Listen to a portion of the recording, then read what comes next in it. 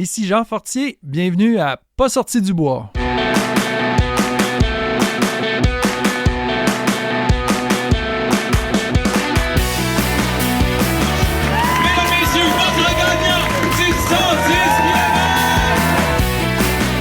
Si tu commences à te sentir bien en courant un ultramarathon, fais-toi-en pas, ça va passer. Grand champion du 125 km! C'est la Minute NAC et aujourd'hui, je vous parle de la plus récente saveur de Drink Mix Ultra Énergie qui a été lancée, bouillon salé. Après lime, après melon d'eau, NAC nous arrive avec quelque chose de salé qui vient rebalancer ce qui se passe dans notre estomac et dans notre bouche pendant un très long effort. On le sait, la clé c'est souvent de changer le mal de place puis de varier les saveurs. Personnellement, moi j'ai pas tant la dent sucrée, fait que pendant un ultra, j'ai besoin de venir balancer les saveurs sucrées des produits d'endurance avec du salé. Pas besoin de vous dire que je suis vraiment tombé en amour avec cette nouvelle saveur de Drink Mix là. Comme pour le reste, c'est 250 calories pour 500 ml d'eau avec 55 g de glucides puis 1100 mg d'électrolytes. Faut absolument que tu essaies ça. Va sur le nac.com, remplis ton panier puis si c'est ton premier achat, utilise le code promo pas sorti du bois pour avoir 15% de rabais. PASSORTIDUBOIS. Bon épisode tout le monde. Ouais, on n'est pas sorti du bois, hein? Salut tout le monde, bienvenue à ce 171e épisode de Pas sorti du bois. Je pense que c'est un record, c'est la seule fois que je sors pas un mercredi ou un vendredi quand c'est un café. On sort un lundi, qu'est-ce qui se passe? J'étais avec Jean Fortier pour en parler. Salut Jean. Salut. Grand retour à Pas sorti du bois. Yes, ça me fait plaisir. Troisième passage, je pense. Ouais. T'étais venu une première fois comme invité traditionnel. À un moment donné, je t'avais reçu aussi pour jaser de l'annonce du 100 000, puis on avait fait tirer des places et tout ça. Exact. Là, en fait, c'est vraiment trippant parce que là, au moment que le monde va écouter ça, ils vont peut-être avoir vu la nouvelle passer. Mais là, en ce moment, moi, je suis la chance d'être dans le secret des dieux. Puis tu m'as approché, tu m'as dit, hey, on a une grosse annonce qui s'en vient. Je pense qu'il faut que je puisse pouvoir l'expliquer. Ça te tente dessus? Je fais, let's go, why not? Puis tu m'as le dit rapidement avant qu'on entre en onde, mais là, on va pouvoir en jaser. Puis je vais comme le découvrir à travers mes questions en même temps que le monde. Donc, premièrement, je suis content de te voir, Jean. Merci. T'as l'air de m'en aller? Ouais, ça va bien. Puis là, on boit une petite bière Noctem. Yes. Tu vois, en plus, le nom, la bière que tu as choisie a un lien, on pourrait dire pourquoi, mais qu'est-ce que tu as de ton côté? Moi, j'ai la IPA néo-zélandaise. Elle est très bonne, d'ailleurs. Ouais, moi, j'ai le double IPA, la Un chat. Cheers à toi. Cheers. Hey, je suis pas poli, j'ai pris une gorgée avant toi. C'est pas grave, je te pardonne. Pourquoi la IPA néo-zélandaise, ça a une valeur spéciale pour toi? Parce que d'ici 2 semaines, moi puis ma famille, on va réaliser un rêve. On s'en va en vacances. Moi, j'ai pas pris de vacances cet été. Là, j'ai eu un été très chargé. Ouais. Point de vue événementiel. Et puis, là, on s'est dit que c'était un bon moment pour nous autres de partir vers le mois de novembre-décembre, puis on s'en va en Nouvelle-Zélande. Très hot. Parce que c'est un rêve de toujours de moi puis ma blonde d'aller là puis visiter ce pays-là qui a l'air exceptionnel. Mm-hmm. Puis je me suis même inscrit à une course. Oh, fait shit! Que, Parce que oui, c'est comme c'est opposé. Fait que souvent, d'autres, novembre, décembre, janvier, février, mars, c'est leur grosse saison, beaucoup d'événements. Exact, c'est l'été là-bas. Là. Ah ouais, fait que là, tu vas faire une course. C'est quoi la course? Ça s'appelle The Wild. C'est leur première édition. Ça a l'air super beau. J'ai parlé à l'organisateur. J'étais bien content que j'aille faire un tour là-bas, puis j'ai bien hâte de découvrir ça. Très hâte. Tu fais quelle distance? Je fais 30 km parce que ça m'engage. Je suis en train de justifier que je fais une petite distance. Oui, 30 km, point final. Ben, c'est ça, mais dans le fond, tu sais, ça m'engage pas à mettre de la pression pour de l'entraînement ou quoi que ce soit, puis ou profiter de la vie là-bas en prenant une coupe de vin, puis une coupe de bière une fois de temps en temps. Bon, c'est parfait, ça. Ouais. Fait qu'on n'est pas là pour parler de la Nouvelle-Zélande, même si c'est vraiment très cool comme projet, même si j'espère que ta IPA néo-zélandaise est bonne. Qu'est-ce que tu es venu nous annoncer aujourd'hui? Ben là, il y a une nouvelle série mondiale qui est annoncée parce que là, ça sort aujourd'hui, en l'occurrence lundi. Ça va s'appeler le World Trail Series. Okay. Donc, vous le savez, là, nous autres, on collabore depuis plusieurs années avec différentes courses dans le monde. Puis, dernièrement, on avait beaucoup de discussions à savoir est-ce que on repart une autre série, oui, non. Finalement, il y a comme un mouvement qui s'est créé. Puis là, il y a plusieurs courses qui ont embarqué là-dedans, des courses vraiment, des grosses courses de renommée internationale. Ben oui. Puis nous, on a embarqué là-dedans parce que je pense que ça correspond vraiment à ce qu'on veut avoir comme promotion à l'international, si tu veux, puis aussi promouvoir les vraies valeurs du trail, en tout cas ceux qu'on considère les vraies valeurs du trail.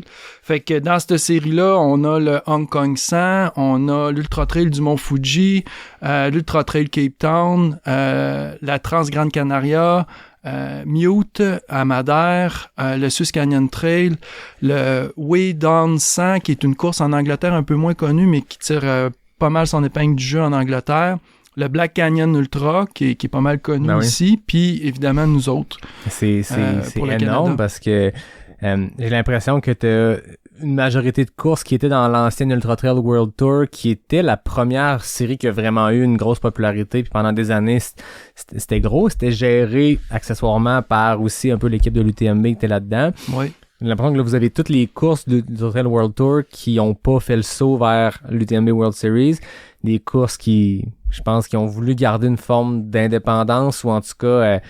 de valeur du trail, comme tu dis, qui ressemble peut-être un peu plus à ce que la communauté, on l'entend depuis quelques semaines, réclame encore plus, j'ai l'impression. Oui, je pense que dans le fond, là, ce qu'on veut, c'est avoir de quoi qui va... la base de tout ça, là, c'était des organisations qui étaient ancrées dans l'économie locale, qui étaient impliquées aussi dans le développement durable, là, si tu veux, là, pour parler un peu notre langage québécois, de leur communauté. Ouais. Un peu comme nous, là, tu sais, nous autres, nos principes de base, c'est toujours de développer l'économie locale, de promouvoir notre région, puis, tu sais, notre image de marque, toutes ces courses-là, ils ont leur image de marque qu'ils ont développée depuis plusieurs années, puis ils ont leur couleur, puis je pense que ça, c'est important. Fait que c'est une des bases de la série, puis en même temps, puis on s'est assuré aussi que toutes les courses qui embarquaient dans cette série-là, c'était des courses qui étaient vraiment sérieuses, où ce que la sécurité c'était une prémisse de base, où ce que c'était vraiment important, puis justement qui était impliqué au niveau local, puis que c'était des propriétés locales et non une propriété extérieure. Puis on peut parler de l'UTMB en disant que ça l'est pas vraiment avec l'UTMB. En fait, puis sans vouloir nécessairement parler de l'UTMB, là, ils ont je pense que c'est dans l'air en ce moment. C'est dans l'air en ce moment. Puis c'est pour ça un peu que je suis venu t'en parler, parce que je pense que les gens ont beaucoup d'opinions par rapport à ça. C'est très polarisé. C'est soit que t'aimes pas ou soit que t'aimes. Ouais. Puis tu sais, ça reste quand même que l'UTMB, là, si tu demandes à un coureur la course que ça y tente de ce qu'il rêve de faire une fois dans sa vie, t'as au moins 80% du monde qui vont dire l'UTMB. Puis c'est bien normal. Ouais, puis moi, c'est ce que j'ai voulu quand j'ai reçu Yannick Bernard la semaine passée. On était là pour parler de son UTMB. J'ai comme voulu faire un message au début d'épisode de là, on n'entrera pas dans ce qui se passe en ce moment avec Whistler. Puis après ça, j'ai sorti l'épisode avec Samuelette où on a creusé tout ça. Puis je pense qu'un des constats, qu'un des messages que moi je trouve important de véhiculer, c'est tout à fait légitime de rêver à cette course-là. Puis des fois, il faut un peu détacher l'UTMB lui-même comme événement, comme course bucket list, de toute la série qui s'est créée autour. Puis c'est même pas tant ça le problème. C'est rendu là, c'est plus la façon dont ces courses-là deviennent propriété que de l'argent généré s'en va ailleurs. Tu sais, tout ce que tu as dit tantôt par rapport à l'économie locale et tout, il y a un peu de ça qui s'est perdu pour les courses qui ont voulu joindre la série. Puis après ça, ce qui s'est passé à Whistler, c'est un événement juste pour ça. Ça veut pas dire que ça va pas dicter le ton sur les pratiques de l'UTMB pour le restant de la vie. Là, il y a eu quelque chose on n'a pas encore toutes les informations. Mais je trouve ça intéressant c'est ça, je le découvre en même temps que les auditeurs. Là, j'ai plein de questions qui me popent en tête par rapport à la World Trail Series. C'est les World Trail Majors. World Trail Majors, OK. Ouais. Intéressant. Est-ce que je comprends que le comité a fait partie des premières discussions avec vos partenaires du Mute, du Swiss Canyon? C'est là que les premiers balbutiements de cette série-là sont arrivés? Oui, exactement. Okay. Puis ça s'est comme mis un peu en branle avec l'arrivée aussi du Hong Kong 100. Ouais. Qui sont très dans ces organisateurs-là, il y a Janet qui a été présidente de l'ITRA. Okay. Juste après Michel. Puis était vraiment une femme qui a beaucoup d'expérience là, dans le je dirais un peu le trail international. Là. Puis eux autres, ils parlent très bien en anglais aussi. Ouais. Puis ça s'est beaucoup plus structuré quand eux autres sont embarqués dans le projet. Là. Puis le Hong Kong 100, justement, c'est une course qui faisait partie de l'Ultra Trail World Tour, qui a toujours été parmi les courses. Le continent asiatique, il y a beaucoup de courses de trail, puis on voit de plus en plus des athlètes internationaux s'y rendre. Puis Mont Fuji puis Hong Kong 100 ont toujours été, je pense, les deux plus connus en tout cas, puis des courses qui sont connues pour leur valeur forte alignée au trail, puis qui avaient dit non, je pense, quand l'UTMB World Series est arrivé. Comment on part de 3 courses qui se disent on devrait faire ça, Hong Kong 100 arrive, comment après ça les autres ont joint le party? Ben, tu sais, c'est des directeurs de course qui se parlent entre eux autres. C'est pas nécessairement moi ou les autres. Tu sais, il y a Sidonio qui se trouve à être le directeur de course de Madère qui en a parlé à un. Puis après ça, tu sais, Jeannette en a parlé à l'Ultra Trail Cape Town. Puis après ça, ben de fil en aiguille, tu sais, on a fini par tout se parler ensemble en virtuel, puis on a décidé d'aller de l'avant. Puis tu sais aussi, je pense qu'il y a un des moteurs qui a comme un peu mis la switch à on, c'est quand la Trans-Grande Canaria a décidé de sortir de l'UTMB. On voulait proposer quelque chose de différent. Tu sais, pour nous, ça nous correspond pas.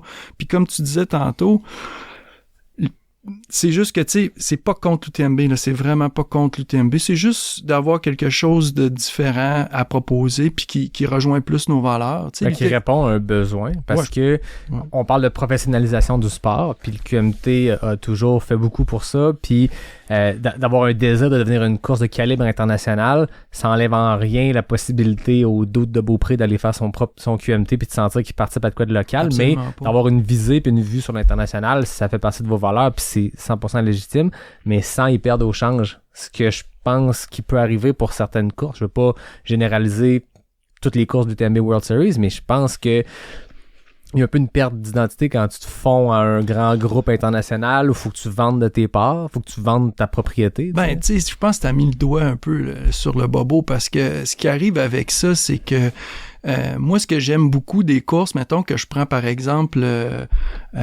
si on prend Lavaredo, tu sais, Lavaredo a toujours eu une marque de commerce forte, leur couleur à eux autres, leur façon de faire. Puis là, tu sais, on perd un peu de ça quand tu rentres dans parce que là, tout est pareil, tout est aseptisé. Les sites Internet, c'est tous des sites Internet qui sont faits sur le même frame. Tu sais, nous autres, on passe beaucoup de temps là à développer notre marque de commerce puis à la proposer au monde entier. On a comme pas le goût de perdre ça, là. Puis en même temps, tu sais, c'est une question aussi de s'assurer que ça va durer dans le temps. Après, Jean Fortier, là, il va en avoir un QMT, là, parce que c'est les gens de la place qui s'en occupent. Puis ça va être récupéré par quelqu'un d'autre. Puis maintenant, l'économie locale peut pas vraiment se passer d'un événement comme ça. Puis je pense que c'est ça la base de la patente, là. Fait que ça ce qui arrive avec l'UTMB, c'est un peu ça, là. Puis en même temps, ce que je disais tantôt, c'est que tu sais, quand tu fais face à des grosses corporations comme ça, ce qui est difficile, c'est que les premiers rabards sont tous, parce que c'est tout du bon monde en passant, là. Puis ils ont toutes des bonnes intentions, là.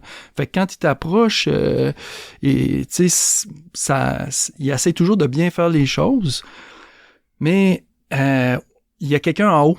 Puis il y a une grosse structure en haut qui prennent des décisions qui sont pas nécessairement arrimées avec les décisions de ta localité, qui sont vraiment à la base de pourquoi tu es là.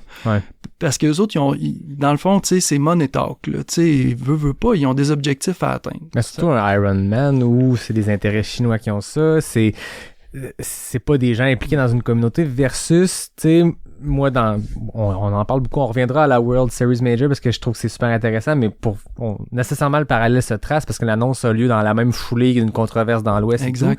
Moi, j'appelais quand même, quand j'en parlais avec les gens autour, à différencier Ironman d'UTMB dans la patente, dans le sens où Ironman gère sur le continent américain. L'UTMB, c'est encore une compagnie familiale. Oui, il y a des intérêts financiers là-dedans, c'est rendu une grosse corporation, mais je pense que les Poletti sont encore là-dedans pour les bonnes raisons, ils ont des valeurs associées au trail, mais la valeur de trail d'une famille devrait pas dicter le trail mondial. Ben, c'était un peu ça, ben, tu sais, puis Michel puis Catherine, ils ont créé de quoi d'exceptionnel, là, puis qui a mis notre sport sur la planète, là, tu sais, qui a popularisé notre sport, puis quand t'es à Chamonix, c'est malade, là, l'ambiance qu'il y a là, puis ce qu'ils ont fait, là, puis tu vois qu'il y a comme un sentiment familial qui est encore là, malgré le fait que c'est une méga course, puis, mais ça dépasse les politis maintenant. Ah oui. Tu sais, c'est ça qui arrive. Puis c'est un petit peu ça qui est un peu dommage là-dedans. Puis tout n'a pas besoin d'être tagué UTMB. Tu sais, je suivais le Grand Raid de la Réunion dernièrement, puis je regardais les fiches des coureurs. Puis Life Trail qui appartient au fils, à Michel puis à Catherine, qui est un politi. Je dis pas ça parce que c'est lui nécessairement qui a fait ça, mais maintenant, dans les fiches, t'as l'index de performance UTMB, t'as plus l'index de performance Citra. Ouais. Je trouve ça quand même assez spécial. Tu sais, c'est pourquoi que il s'impose comme ça en donnant sur la fiche des coureurs, puis de pas, tu sais, l'ITRA là, c'est super, c'est toutes les courses peuvent entrer là-dedans là. C'est ça. Fait que, tu sais, c'est démocratique à mort. Ouais. Puis c'est une référence internationale. Pourquoi que là, on l'utilise plus tout à coup? La cote est quasiment la même, mais pas tout à fait la même. C'est ça, là, fait que là, tu checkes ça pour le fun, puis il y a 3 points de différence entre ta cote ITRA sur une course, puis ta cote UTMB Index, qu'au final, c'est le même calcul. Puis au final, c'est super pratique. C'est pratique pour les athlètes internationaux, mais moi, je l'utilise à mon échelle de coureur mid-packer comme un excellent outil quand tu fais une nouvelle course, puis tu veux voir à peu près tu vaux pour combien. Tu sais, mettons, moi, je m'inscris pour la première fois, je dis n'importe quoi, je m'en vais à Black Canyon. Je dis, c'est pas vrai, mais je m'en vais là. Je vaux quoi ce Black Canyon? Je la connais pas, la course. Mais moi, je sais à peu près mon score, à peu près, il vaut combien selon toutes mes performances que j'ai faites. Je vais aller voir des coureurs, des coureuses qui ont le même score que moi. Ça me donnera pas une mesure parfaite, mais ça va me dire, je pars-tu pour 9 heures ou pour 15 heures? Tu sais, je pense qu'il est pratique pour le mid-packer pour ça. Mais comme tu dis, là, il est rendu partout, puis on a donné une identité, un brand à un index qui était ITRA, qui était bien correct. Tout le monde savait c'était quoi. Mais il est encore correct. Mais oui, c'est ça. Mais c'est pour ça aussi que le World Trail Majors, c'est une des choses, nous autres, qu'on va respecter, c'est que on reste sur les bases fondamentales de l'ITRA. Là. Ouais. Fait que il va y avoir des points associés à toutes les courses que tu vas faire. C'est basé sur tes 2 meilleurs résultats. Bref, ça va être en lien avec la cote ITRA aussi, là, puis la façon de calculer de l'ITRA. Là, c'est là que je voulais aller, c'est que là, vous créez une série de courses. Je comprends qu'il y a une association entre ces courses-là, mais concrètement, c'est une série pour des athlètes élites d'essayer de suivre certaines de ces courses-là puis de faire un classement final? Évidemment, là, tu sais, il va y avoir des bourses qui vont être offertes à ceux-là qui font les meilleurs résultats à travers la saison.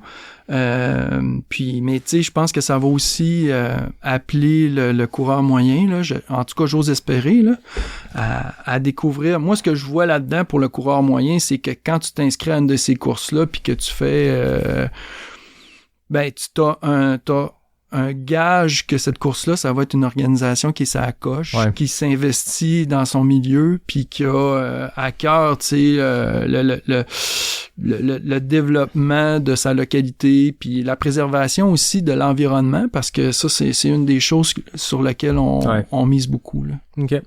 Fait que ça revient qu'il y a un système de classement qui ressemble peut-être un peu plus à celui de l'Ultra Trail World Tour. Là, on rentre dans le fin détail, mais tu sais, l'UTMB World Series, j'en parlais avec Mathieu Blanchard quand il est venu au podcast, qu'il y a une multiplicité des séries, puis ils ont différentes façons de fonctionner.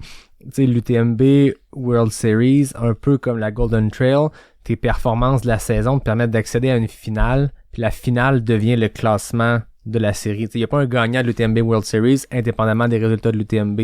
Toute l'année, tu te qualifies, puis le top 3 hommes, top 3 femmes de l'UTMB, c'est le top 3 hommes-femmes de la série. Exact. Golden Trail, c'est un peu pareil. Toute l'année, tu ramasses des points, mais à la fin de l'année, t'as même beau gagner toute l'année, si tu finis 4e à la finale, tu finis 4e, tandis que là, vous êtes sur un système plus comme l'Ultra Trail World Tour de l'époque où tes performances dans la saison sur les courses de la série donnent un classement final indépendamment de... Il n'y a pas d'importance entre les courses. Exact, c'est exactement ça. Ça fait que, tu sais, il n'y a pas de... C'est pas orienté vers une seule course. C'est vraiment une série qui va être, comme je disais tantôt, très démocratique. Là. Ouais. Tu cherry-pick les courses que ça tente de faire. Mettons que t'es un mettons là, que t'es un Jim Wamsley puis ça te tente pas d'encourager l'autre organisation comme ce qu'il a laissé entendre un peu. Là, tu te dis, bon, je peux cherry-pick les courses qui me tentent dans l'année. Puis si je réussis à bien performer à 2-3 places, ben ça se peut que je gagne. Exact. OK. Exact. Fait que Jim, si t'écoutes ici. Ben, c'est ça. On t'invite. OK, je trouve ça intéressant. Puis pour le mid-packer ou le coureur amateur qui veut participer à cette série-là ou juste faire des courses qui ont cette identité-là, bon, comme tu disais, il y a un gage de qualité, il y a un gage, il y a des standards, il y a un respect de standards, il y a un respect de valeur.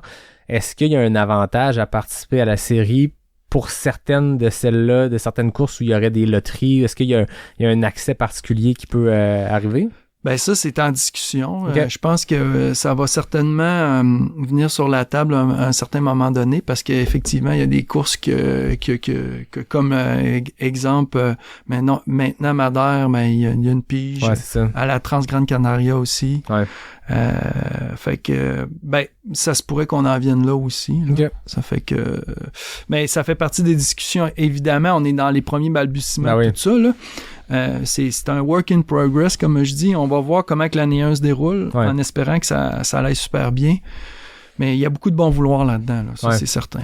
Puis, ça reste que tu mets sur des courses qui ont déjà un succès à l'échelle locale, nationale, même internationale pour certaines. Donc, après ça, le succès de ta série, l'an 1 est pas... l'an 1, c'est pas ça passe ou ça casse, parce qu'après ça, chaque course indépendamment va continuer de bien aller. Comme le QMT va bien dans son marché en ce moment, le fait de joindre la série change rien. Fait que si l'an 1, on est quand même dernière minute, les athlètes internationaux choisissent souvent leurs courses 1 an, 2 ans d'avance. Fait que peut-être que l'an prochain, t'auras pas les 50 meilleurs du monde, c'est la série. Mais la première année, il y a moins de pression à ce que ça marche parce que, indépendamment, chacune de ces courses-là s'arrange bien, tu sais. Ouais, c'est exactement ça. Toutes les courses vont vraiment bien là, dans cette série-là. Là, ça fait que ben ça aussi, ça fait un peu partie du fait que vu que ces courses-là ont déjà des organisations qui sont sur la coche, ils sont capables de vivre par elles-mêmes. Là. Ah oui. Ouais. OK, c'est intéressant. Tu réponds quoi à une critique où justement la Pro Trail Runner Association, c'est quoi qui trouvait qu'il était complexe dans le système en ce moment dans le monde, c'est qu'autant pour de la courte distance que de la longue distance, il y a une multiplicité des séries, puis c'était quoi qu'ils ont tout de suite communiqué dans leur première, pas de demande, dans leur genre de manifeste au début quand ça s'est créé, ils ont dit, pour un athlète international, tu gagnes la Spartan Trail Championship, c'était une série de courses, je pense qu'il existe même plus. Ça existe plus, ben, t'es-tu le meilleur du monde parce que t'as gagné ça? Non, pas nécessairement. Qu'est-ce qu'on répond à la critique que ça en rajoute juste une de plus dans l'équation? Ouais, ben là, ça c'est difficile un peu de contredire ça, là, parce que c'est vrai. Tu sais, puis moi, le premier, je disais à certains athlètes cette année que à un moment donné, tu sais plus où te tirer, là, tu sais, t'as la Golden Trail, tu vas avoir... mais, tu sais, en même temps, on offre quelque chose de nouveau, je pense qu'il y a un besoin pour ça. Puis c'est pas les deux séries qui sont présentement les plus populaires, c'est la Golden Trail puis l'UTMB World Series, mais ils sont dirigés vers une seule course. Ouais. Puis ça fait que là, j'ai pas encore tous les détails, mais nous, on va s'adresser plus aux mid-packers qu'aux athlètes élites. Là. Ouais. Tu sais, c'est sûr que les athlètes élites, faut leur offrir un anan, c'est-à-dire des bourses. Ben oui. Si tu veux qu'ils viennent à tes courses. Fait que ça va en faire partie, mais je pense qu'il y a un attrait aussi dans le cadre d'une série organisée à remporter un classement. Tu sais, je pense à des athlètes élites qui nécessairement... Quand tu as un succès à l'échelle locale, nationale, bon, c'est un début, mais je pense que si quelqu'un veut espérer vivre du sport, de la course, pas un sport qui est extrêmement lucratif pour le moment, donc faut que tu remportes sur des gros stages, puis là, ben, c'est un stage supplémentaire, puis c'est déjà des courses, je veux dire, tu check les starting fields de Trans-Grande Canaria, Mute, Cape Town, je veux dire, tu manques pas d'élites qui sont là, même si c'était plus sur aucune série, là. Exact. Ça fait d'amener ces gens-là sur d'autres comme... La petite course de quartier à Beaupré? Ben, c'est nous autres, ça fait longtemps aussi qu'on met beaucoup d'efforts. Ben, ça fait longtemps, on met beaucoup d'efforts sur le 100 000, là, parce que chacune de ces courses-là choisit une épreuve dans laquelle il va faire partie de la série. Évidemment, tout le monde choisit sa plus longue distance. Fait que c'est vraiment une série de longue distance. C'est une série de longue distance, pour le moment. Ça veut pas dire que c'est pas appelé à changer. Moi, je pense que ça serait une bonne idée d'avoir chacune des courses pourrait proposer une moyenne distance, si on veut, puis une plus longue, là. Je pense qu'on va en arriver là. Mais pour le moment, nous autres, c'est le 100 000. Tu sais, on le positionne beaucoup ces temps-ci. On met beaucoup d'efforts à le promouvoir parce qu'on pense que c'est déjà quand même le 100 000, pas mal le 100 000 au Canada présentement. Mm-hmm. Ça fait que tu sais, les chiffres le prouvent là, présentement. Puis on s'en fait parler beaucoup de l'extérieur. Puis je dis ça très humblement, là. Puis je pense que on est super fiers de ça, mais on aimerait qu'il y ait plus de monde de l'autre continent qui viennent nous voir, là, tu sais. Puis tu sais, en Amérique, on a toujours ce problème-là d'avoir des gros coureurs du vieux continent qui viennent nous voir parce que ils ont tellement de choix là-bas qu'ils construisent souvent leur calendrier en fonction de toute l'offre qu'ils ont pas loin de chez eux. Ouais. Puis, mais tu sais, en même temps, on existe aussi, là, l'Amérique, là. Fait que, j'ai hâte qu'il y en ait plus qui viennent ici, là. Ouais, je pense que, tu sais, mettons, je fais un drôle de parallèle, tu vas comprendre, mais tu sais, un Rémi Leroux, cette année, est allé se promener en Europe, il a fait une course par fin de semaine. C'était dans une distance qui le permet. Tu feras pas un 100 000 par fin de semaine, mais l'Europe, il y a tellement beaucoup d'événements qu'un athlète peut se dire, moi, je passe du Canada, mais je m'en vais 2-3 mois sur la route aux States, en Europe, puis je vais réussir à me trouver des courses. Peu importe le week-end, je vais trouver de quoi à faire. Ici, c'est un peu plus difficile. Il y a énormément de courses, mais ils sont à des distances loin l'une de l'autre et exact. Tout. Ouais. Mais en même temps, c'est quand même ici que c'est né l'ultra comme on le connaît. Ouais. En Europe, bon, il y a une population plus dense qui pratique le sport, mais effectivement, tu sais, on a de quoi d'unique ici. Puis, je pense que quand je t'entendais dire au début, tu sais, des valeurs propres au trail, de revenir à la base de ce qu'est le trail, c'est de quoi qui est perçu comme étant perdu dans la série du UTMB World Series en ce moment, où une course va être peu importe dans quel marché, les profits s'en vont pas dans le local, tu sais, puis nos courses dépendent de leur milieu, c'est pas juste d'un sens et de l'autre, tu sais, toi à Beaupré, je suis sûr que tu dépends de la communauté parce que t'as des bénévoles qui se pointent puis ta communauté s'implique, puis inversement, la communauté a besoin d'un événement comme ça parce qu'en juillet, pendant 10 jours, tes revenus touristiques et tout sont générés par ton événement, fait que c'est une danse à deux cette affaire-là, les deux ont besoin de chaque côté, puis là, quand t'arrives avec des courses qui s'imposent avec leurs grands sabots, j'ai hâte de voir qui va aller bénévoler à Whistler cette année, concrètement, là. Tu sais, je pense qu'ils n'ont pas grand chance là-dessus, mais ça fait partie aussi de la dualité de ce monde-là maintenant, c'est-à-dire les grosses corporations qui arrivent et qui te donnent beaucoup de moyens, mais en même temps, quand t'es bénévole, tu te dis, là, moi, je donne mon temps pour qui, là, tu sais? Ouais. Puis tandis que quand l'organisation est de la place, là, puis que les gens sont de la place, mais eux autres sont fiers de présenter leur coin de pays, puis d'accueillir le monde, puis, tu sais, d'en donner plus, là, parce qu'ils savent que c'est une organisation locale qui est en arrière de ça, puis ça profite à la localité.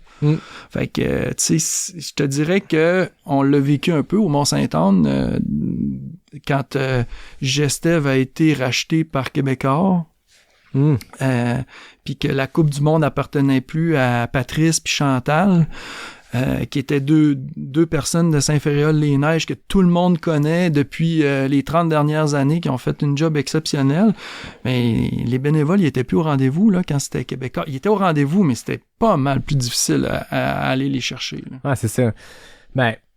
Je pense que le trail, c'est un sport qui s'est développé grâce aux communautés, parce que souvent, je veux dire, je compare avec une autre course, un Bromont, là. On a déjà parlé quand tu étais venu au podcast de la difficulté d'aller chercher des permis.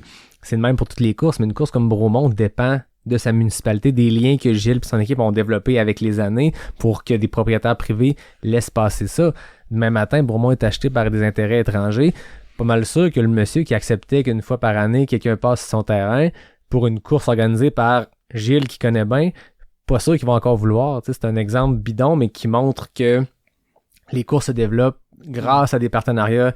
Toi, ça fait 10 ans, même plus que 10 ans, que tu crées des liens dans la communauté autour de ta course pour pouvoir passer à des places puis développer tes sentiers pour que tu puisses faire quelque chose de linéaire. Mais matin, c'est un autre intérêt qui arrive. Ça se peut que les gens fassent « Non, ça me tente pas. Je le faisais parce que c'était j'aime, je le connaissais bien puis il était smart, mais je le ferai pas pour... autre intérêt. Ah oui, c'est ça. Ça fait que, tu sais, ça fait toute partie un peu de... Puis, on dit souvent aussi, tu sais, on se plaît à dire que le trail québécois, c'est une petite famille, ça l'est. Ouais.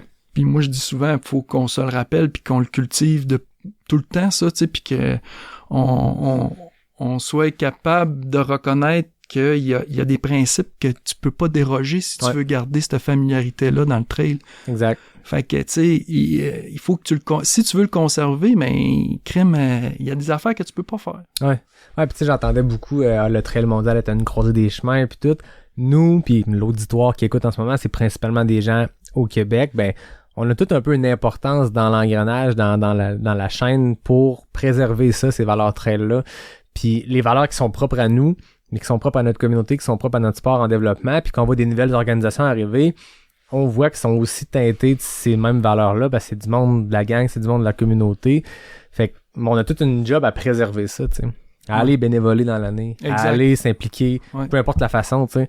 Puis, fait que c'est ça. Mais j'aime ça entendre une série internationale, mais qui est axée sur des valeurs qui reviennent un peu plus aux valeurs trail qu'on pouvait sentir que ça s'était perdu à travers le temps, là. Ah ouais, ben je pense que c'est important. Moi je dis souvent, dans ma tête je le vois comme c'est un impact local à l'échelle internationale dans cette série-là. Puis c'est un peu comme ça que je le vois là. OK. Impact local à l'échelle internationale. J'aime ça. J'aime bien ça. Hey Jean, on se prend une petite pause. Il y a un message d'un partenaire puis on se reparle de l'autre côté. C'est la Minute de la Coach avec Natacha Gagné. La semaine passée, tu nous donnais tes 4 conseils pour le coureur en hiver. Tu as parlé de varier le plaisir des autres sports. Qu'est-ce que tu peux nous dire là-dessus? En entraînement, il y a un principe qui s'appelle l'entraînement croisé.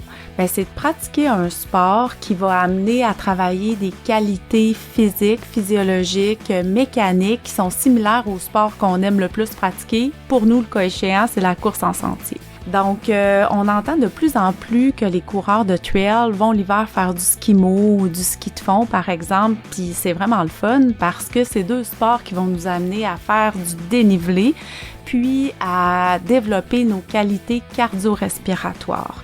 Fait que l'hiver, on peut continuer de courir, puis on peut intégrer d'autres sports aussi. C'est une belle façon de se donner le goût de courir encore un petit peu plus au printemps. Puis de profiter de la belle nature d'une autre façon. Exact. Merci beaucoup, Natacha. On rêve pour le fun, mettons, là, on est en 2023. La série, elle va se lancer en 2024? C'est pour la saison 2024, oui. Fait que mettons un Cape Town qui s'en vient, son édition cette année compte pas dans la série, c'est Cape Town novembre 2024 qui va compter. Exact. Dans 5 ans, on est rendu en 2029. Cette série-là, ça ressemble à quoi? C'est dur à dire parce que là j'ai pas de boule de cristal. Puis comme je te disais, on est dans les premiers balbutiements puis on a commencé déjà à parler, mais je peux pas vraiment m'extrapoler sur ce sujet-là parce que je dirais des affaires que je sais pas. C'est bon, j'aurais essayé. Ouais. Je reviens à la même question, mais le QMT, dans 5 ans, c'est rendu quoi? Ben écoute, nous autres là, on espère avoir beaucoup plus de coureurs sur le 100 000. Tu sais, on a déjà un bon bassin de coureurs québécois qui est sur le 100 000 puis de Canadiens qui viennent d'un peu partout, là, des États-Unis aussi. On espère que cette distance-là va grandir avec le temps, avec des gens qui nous visitent d'un peu partout dans le monde. Puis d'accueillir 300-400 personnes sur notre 100 000. Ouais. Puis là, tu sais, on a déjà commencé à... Ben là, cette année, un autre scoop pour toi, on va avoir un changement sur notre 100 000, un changement de parcours, de section de parcours. Ça fait longtemps qu'il y a une section dans le 100 000 que j'aimais pas tellement, là, qui se trouve à être comme la dernière boucle alentour de l'auberge du Fondeur. Ouais. Là, je voulais vraiment l'améliorer, celle-là. Puis on a réussi à avoir un droit de passage pour passer sur les terres du séminaire. Oh shit! Puis là, il va y avoir une partie du parcours qui va passer là, puis qui donne vraiment une vue exceptionnelle sur le nord du Mont-Saint-Anne. C'est une perspective qu'on n'a jamais parce qu'on va jamais dans ce coin-là. Fait que, évidemment, ça va être interdit de passer là le reste de l'année, mais durant la course, on va avoir les permissions. Puis je suis vraiment content parce que je suis allé courir avec ma blonde en fin d'automne, là, cette portion-là, puis j'ai capoté. Ouais. Ça va vraiment donner un plus au parcours. Fait que c'est des petites affaires de même qu'on fait. Tu sais, l'année passée, le changement du départ avec au Germain Hôtel, je pense que ça a comme vraiment donné là c'est l'emphase là à cette course-là, là, tu sais, c'était l'ambiance était capotée, là. Pour les gens qui sont moins de la région de Québec, connaissent pas Étard du Séminaire, c'est une grosse bande de terre qui appartient à l'église, mais que il paraît que les montagnes là-dessus sont hallucinants. Là, j'ai parlé à des gens qui sont passés là par hasard, ils devaient être perdus. Mais je veux dire, t'as des sommets à 1000 mètres, c'est vraiment quelque chose. C'est un peu une continuité des Grands Jardins, qui est un parc national qui est écœurant. Ouais. Mais je veux dire, d'avoir accès à cette portion-là, ça va être exceptionnel. Là. C'est une chance unique. T'sais, des fois, on dit en trail, c'est le fun, c'est qu'on peut aller à des places qu'on pourrait pas si c'était pas d'un événement. D'avoir un support qu'on n'aurait pas si on était en mode solo fast pack, mais là, d'avoir accès au Étard du Séminaire, c'est gros, là. Ben, c'est pour l'information de tout le monde, c'est le plus gros propriétaire terrien au Canada. C'est vrai? OK. Ouais. Fait que, tu sais, ça va justement, ça va toucher au parc des Grands Jardins une bonne partie des Laurentides. Ouais. C'est énorme, là. Il y a des clubs privés, il y a des clubs privés partout. Mais sinon, d'aller se promener là, tu peux pas aller te promener là. Non. Il y a des sommets magnifiques, mais on sait qu'ils existent, mais c'est tout. Ben, il y en a un qui est le 3e plus haut au Québec, qui se trouve à être le Raoul Blanchard. Il y a la montagne brûlée qui est juste à côté. Puis, tu sais, quand tu skis sur le Mont-Saint-Anne l'hiver, tu regardes la montagne brûlée de loin, puis tu te dis, hey, maudit, ça doit être beau, c'est ça. Et comment ça s'est fait?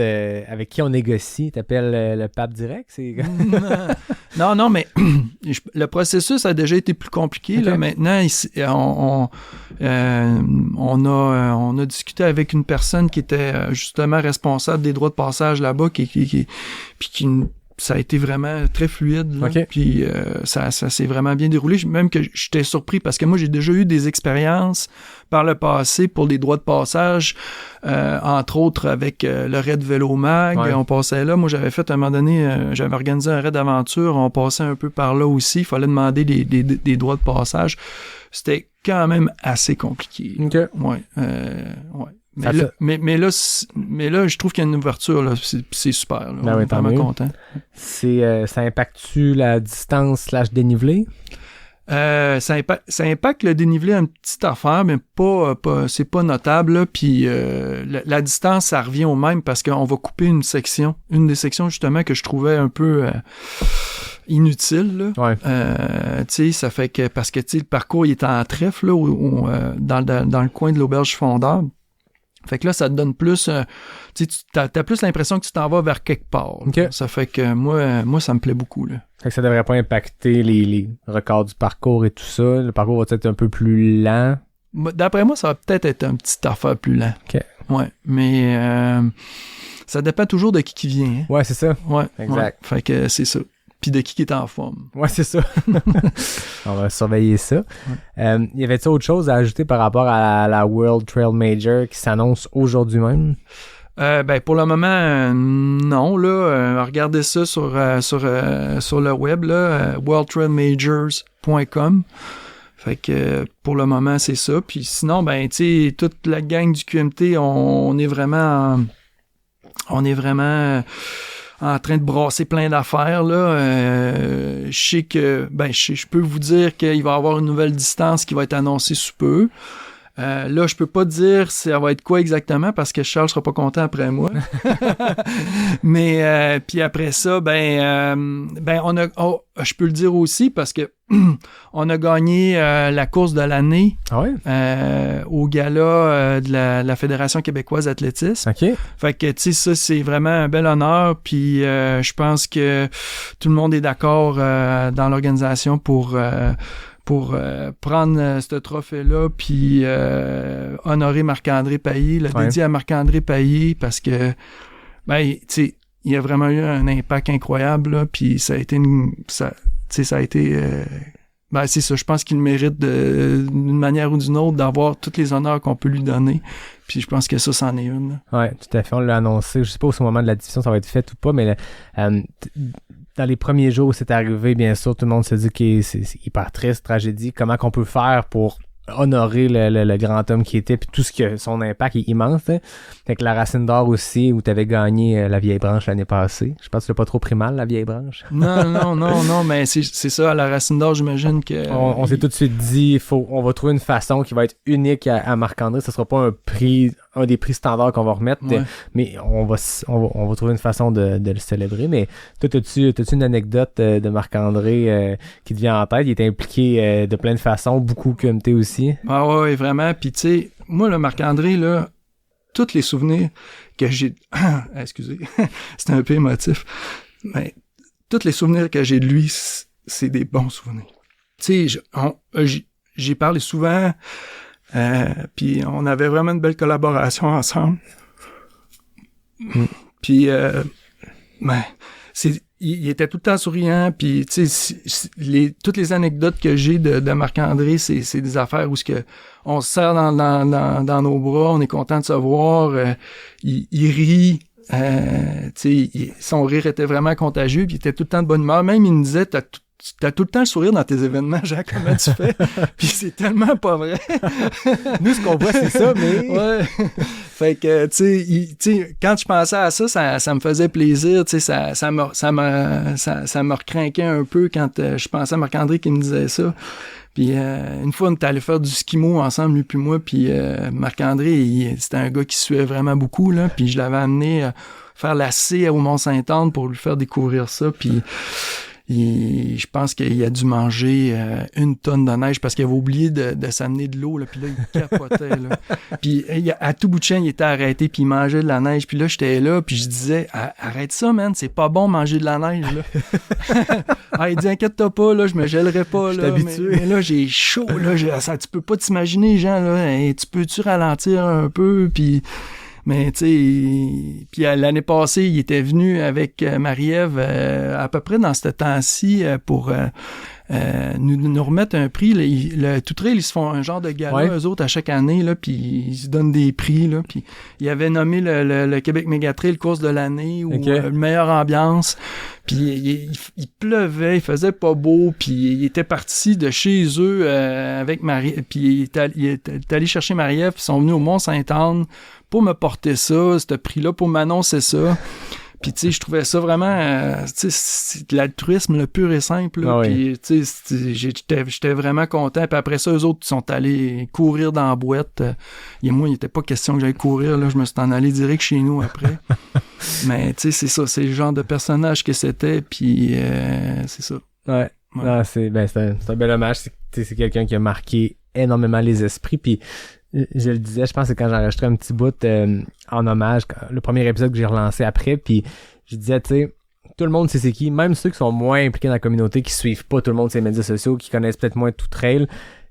Si t'as fait une course dans les derniers 3 ans au Québec, tu sais c'est qui Marc-André. C'est le gars qui te collait à l'arrivée, c'est le gars qui t'invitait dans son truck après pour enregistrer quelque chose. C'est, tu sais, lui, puis toute leur équipe avec Tout-Trail était partout. C'était vraiment une présence omniprésente dans la communauté, puis ça l'a amené beaucoup de monde, je pense, à se dépasser, à faire des ultras ou à faire de la trail tout simplement, de se lancer là-dedans. Puis il y avait une approche très ouverte, là, dans le sens que tout le monde peut en faire. Puis c'est vrai, là, c'est un sport qui est inclusif. Là, on parle tout le temps des longues distances, pis tout ça, mais faut pas focusser là-dessus. Tu t'en vas pas juste faire un 30 dans Nouvelle-Zélande, tu vas faire un 30, puis... Mais tu t'en vas pas faire une distance, tu t'en vas vivre une expérience, tu sais. Parce qu'une course, moi, je le vois bien plus comme ça. Puis Marc-André, il avait vraiment cette philosophie-là. Là. Tu sais, peu importe la distance que tu fais, focus pas sur la distance, focus sur l'expérience que tu as durant la course, puis en amont, puis en aval. Tu sais, c'est pas mal plus ça, là, la patente, là. Ça fait que c'est ça. Mais ça prend des affaires de même qui sont... Puis malheureusement, ça prend des affaires de même pour s'apercevoir quel impact un gars comme ça pouvait avoir dans notre petite communauté. Tu sais. Ce qui était partout, tous les organisateurs le connaissent, il s'est impliqué partout, puis sérieux, c'est là que c'est en refaisant un peu le recap de tout ça, quand tu sais que tu le verras plus, que tu te dis, calif, il en a fait là, Marc. Là. Ouais, c'est immense comme héritage. Hein. Ouais. Imaginez, il a juste fait ça fait 3 ans qu'il est plus présent, puis que lui, toute sa gang, mais lui, d'être dans cette intensité-là partout, c'est juste 3 ans, puis c'est ça, tout le monde sait c'est qui, puis son impact est, je veux dire, la vague d'hommage dans les jours qui ont suivi, c'était, on dirait que je peux pas m'empêcher de me dire, c'est tellement beau, puis Criff, il aurait fallu qu'il le sache. Je suis certain qu'il était conscient de tout ce qu'il fait, de l'impact qu'il y avait sur les gens. Mais quand tu vois la vague que ça a déferlé, tu sais, je pense que toi comme moi, dans nos milieux, c'est beaucoup des gens de la communauté trail nécessairement, mais tu vois l'immense vague d'amour puis d'hommage, tu te dis, j'espère qu'il l'a vu, peu importe il est où, peu importe ce qui se passe après, là. J'espère qu'il a vu ça parce que s'il y avait un doute de son impact, là, il n'a plus, là.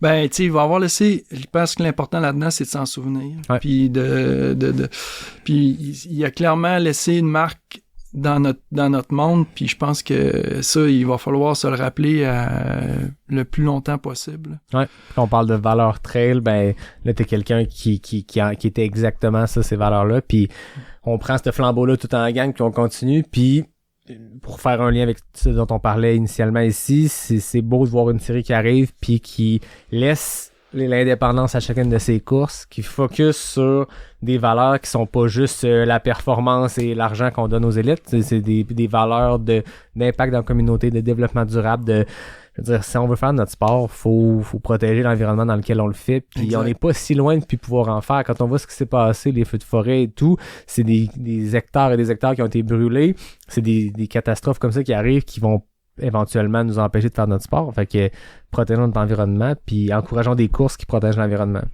Ben oui, c'est exactement ça le message. Puis en tout cas, j'espère que ça va plaire aux gens en tout cas, puis que ça va créer un mouvement qui va être positif, parce que dans le fond, c'est juste ça, là, on veut que ça soit positif. Là. Fait que mettons, dans 5 ans, là, je te disais tantôt, tu voulais pas répondre, mais dans 5 ans, faut-tu que j'aille faire un vol d'avion jusqu'à Madère pour ramasser mes running cailloux pour pouvoir rentrer sur le QMT?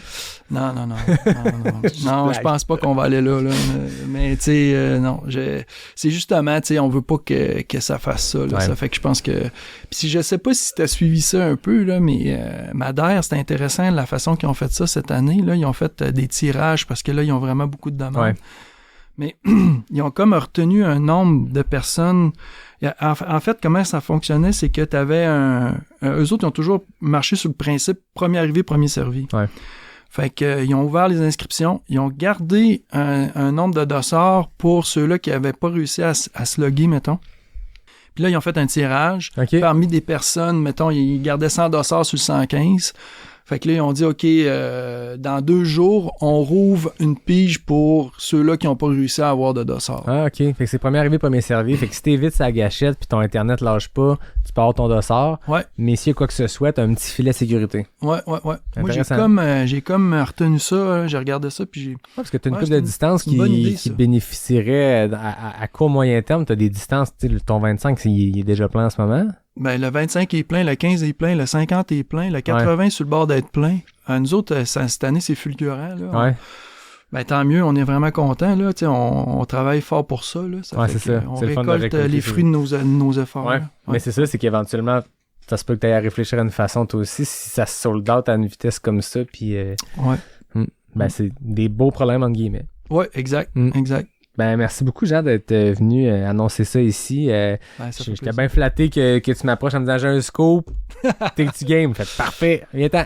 On va jaser. Ouais, je trouve que c'est un bon format parce que, tu sais, ça nous permet de l'expliquer plus en profondeur, Ouais. tu sais, puis d'aller au fond des choses, là, puis tu sais, il y a tellement de choses, justement, qui s'est passé dernièrement avec, comme tu disais tantôt, avec la WAM, puis tout ça, je voulais quand même remettre toutes ces choses-là en contexte, là, pour que ça soit vu d'une bonne façon, là. Ouais. Puis c'est pas contre quelqu'un ou contre une Non, organisation c'est- qu'on le fait, là. Non, mais en même temps, vous avez trouvé écho chez d'autres directeurs de course, d'autres directrices de course qui avaient des valeurs similaires à vous, qui adhéraient pas à peu importe ce qui se fait d'autre dans le monde, puis vous êtes mis ensemble, vous avez fait quelque chose. Après ça, Et voilà. si ça répond à un besoin pour cette quinzaine de courses-là, ben ça répond nécessairement à la demande de certains coureurs. Puis le constat moi, que j'avais fait avec Samuel Ouellet dans l'épisode là-dessus, c'était au final, le consommateur a toujours raison, le client a toujours raison. Tu sais, Ouais. il y avait beaucoup de messages de on est en train de perdre le trail, on perd ce que c'est, on est en train de croiser des chemins.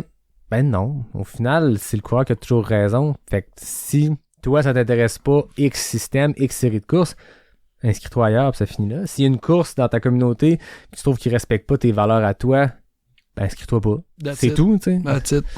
Simple de même. Ouais. Hey, merci, Jean. Merci à toi. J'espère que ta IPA néo-zélandaise était bonne. Elle était très bonne. Je sais pas, je vais la finir, là, parce qu'on est quand même en après-midi. Ouais, c'est ça, il est tôt, hein. Ouais. Bon, ben, Moi, comme d'habitude, je termine en remerciant NAC, Noctem pour la bière, Capic 1, Ubald. Je remercie aussi David Hébert pour le design graphique, Fred Desroches pour le thème musical. Merci, Jean. Puis on se dit à la semaine prochaine pour le prochain épisode de Pas sorti du bois avec une fille, Jean, que tu m'avais recommandé il y a très longtemps, que j'ai déjà reçu, qui revient au podcast. C'est de ta faute tout ça. Fait que ciao tout le monde. Ciao.